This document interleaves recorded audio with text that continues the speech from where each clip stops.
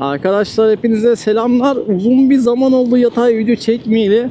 Gerçekten özlemişim. Havada bugün süper. Uzun bir video arası oldu. Onun sebebi tamamen hafıza kartım kırıldı. Yeni bir hafıza kartı alana kadar da video çekemedim. Tam da bu Black Friday indirimlerine denk geldi bir yandan. Bir yandan da havalar inanılmaz aşırı bir şekilde kötüydü. Yani ben yine motor kullandım tabii ki ama video çekmek için bence çok müsait değildi havalar. Güzel görüntüler çıkmıyor. Kısa mesafede kullandım motoru. Videonun başında da gördüğünüz üzere kısa bir lastiklerin basıncını kontrol ettiğim bir mola verdim aslında yola çıkmadan önce. Allah'tan benzinlik çok yakın. Lastiklerin basınçlarını 30'larda tuttum bu sefer. Ön arka ikisi de 32'si de rahat ettiriyor beni. Kasislerden biraz geçerken sert oluyor ama 30 iyi hissettiriyor. Zaten 30-31 olması lazım normal basıncı da benim hatırladığım kadarıyla. O yüzden güzel bir başlangıç oldu. Bu videonun konusu, hem bir yandan konuşmayı unuttum hem bir yandan konuşmayı özledim. O yüzden 2 sezonu geride bıraktım motorla. İlk bahsetmek istediğim şey bu. Motosikletin yani 2 sezonda bana düşündürdüğü artı ve eksi yönler. Biraz bundan konuşalım. Çünkü bunun daha önce bir videosunu çekmiştim. Bazı şeyler değişti. Neler değişti ona geleceğim.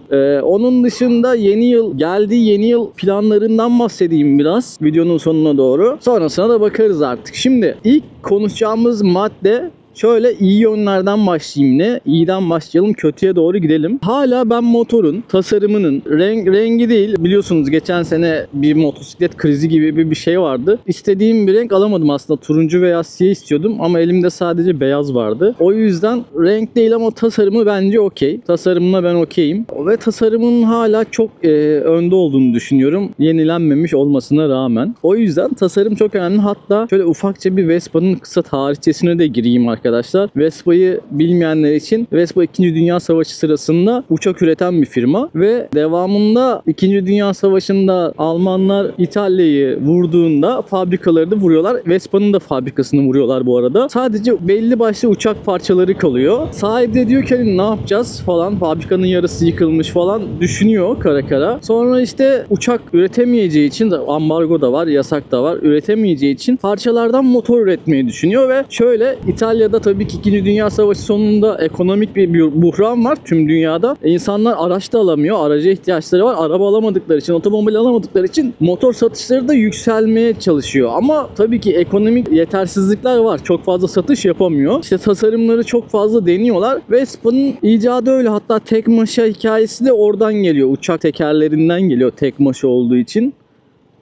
Ondan sonra bu tasarım bence hala özgün yani. Ve ben bu tasarımın maalesef hani sadece Vespa'nın kendi içinde yarıştığını, buna sadece yani tabii ki bu zevk meselesi ama Lambratta'nın yakın olduğunu düşünüyorum.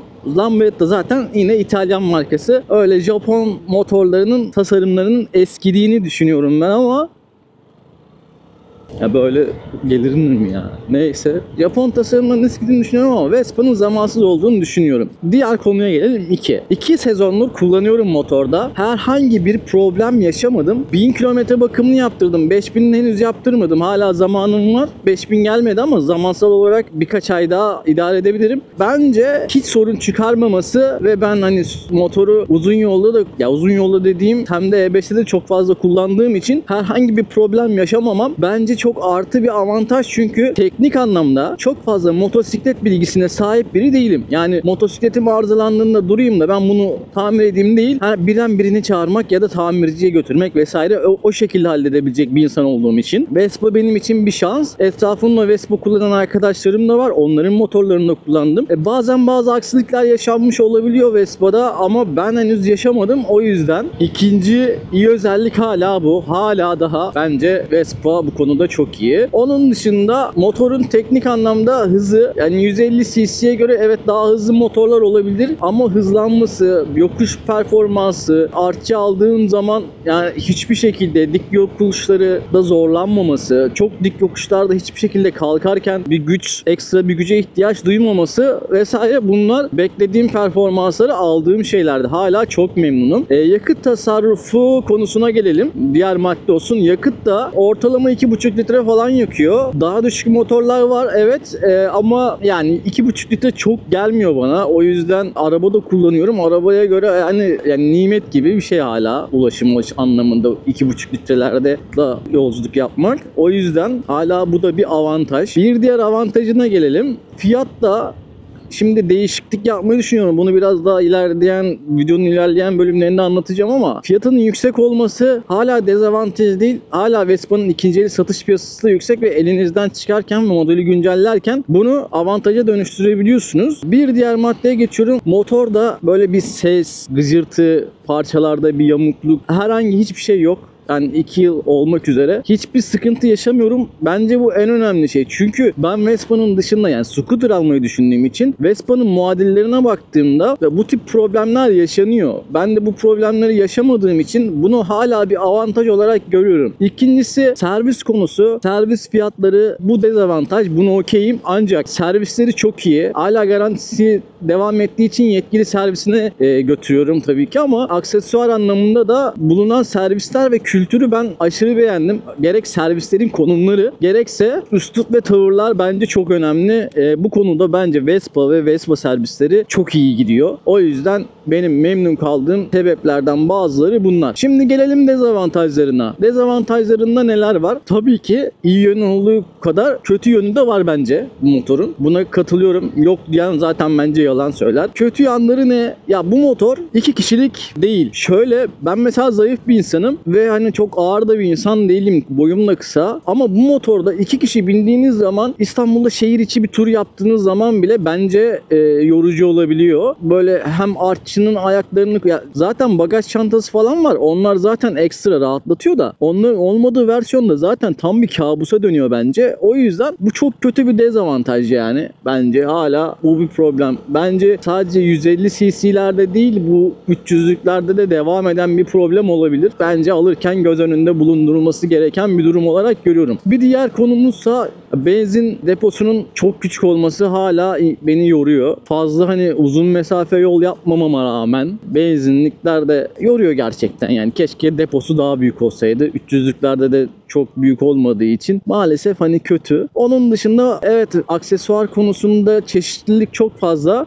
Motosikletin fiyatı da bence çok düşük değil. Yüksek tabii ki. Bunları göz önünde bulundurduğumuzda bu bir dezavantaj, çünkü gerçekten ciddi bir Çin malı motosiklet parasına geliyor neredeyse. O biraz kötü maalesef. Onun dışında yakıt tüketimini diğer motorlara göre karşılaştıracak olursanız evet biraz fazla yakıyor diyebilirim. Hani 125 cc, 150 cc sınıfındaki motorlara göre baktığımız zaman. Benim bu arada iyi bir özellik olarak ekleyeyim ben bunu. Sele altına full face kaskım sığıyor. Bu çok bence avantajlı bir durum. Ama benzin alırken maalesef o sele altı küçük geliyor ve benzin taşma durumları olabiliyor. Bu hala geçerli. Ben hala rahatsız olduğum bazı şeyleri dile getirmeye devam edeceğim. Bunlar çünkü hala beni daha rahatsız etmeye devam ediyor. Motosikleti almak isteyenlere bunları ben söyleyeyim. Onun dışında arkadaşlar daha başka iyi yanı kötü yanı var mı? Kullanan arkadaşlar var, izleyenler biliyorum. Onlardan da bekliyorum iyi ve kötü yanları için. Gelelim 2025 hedeflerime. 2025 yılında neler yapmak istediğime gelelim. Öncelikle hedefim tabii ki 150'lik, dediğim gibi kötü yanlarından bir tanesi 2 kişi için biraz yorucu olabiliyor. Ben de daha çok 2 kişi bindiğim için bir 300'lüğe ihtiyacım oluyor. 300'lüğün en azından arça ayakları biraz daha dışarıda. Çünkü bunda arkadaki artçının ayakları size çarpıyor. Öyle bir durum var. O yüzden 2025 yılının baharında motosiklet krizinin de çok fazla olmayacağını düşünerekten 300'lük bir motor ve istediğim bir renkte bir motor almayı düşünüyorum. 2025 yılındaki ilk hedefim bu aslında. Onun dışında pasaportumu aldım. Şöyle bir hayalim var. Hani yurt dışında da motor kiralayıp, ilk etapta kendi motorumla değil, orada da bir motor kiralayıp aslında yurt dışında da bunu yapmak istiyorum. Motosiklet kullanmak istiyorum. Böyle de bir durum var. Bunun dışında hala belki bu hafta kaskım için vizör alabilirim. Türkiye'de stok maalesef yoktu. Şu an var. Onu hesap hesaba katıyorum. Vizör alabilirim. Füme siyah vizör ve hala henüz şey alamadım. Intercom alamadım. Intercom almayı düşünüyorum. 2005 yılında motorla ilgili hedeflerim bunlar. Belki bir topluluğa katılırım vesaire. Oralarda tam emin değilim. Bu sene gitmek istedim aslında etkinliklere. Henüz bir etkinliğe katılamadım. Hedefim de 2025 yılında. Hedefim bu aslında. Yani güzel bir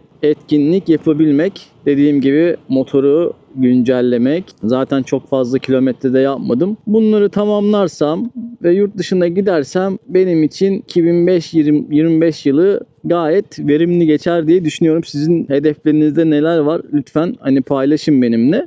Onun dışında sizin de yeni yıl hedeflerinizi duymak, bilmek isterim. Evet, uzun bir zaman oldu. Bu videoların devamının gelmesini isteyen arkadaşlar için kanala abone olmalarını, videoları paylaşmayı ve beğenmeyi unutmamalarını istiyorum ve kendinize iyi bakın. Hoşça kalın diyorum.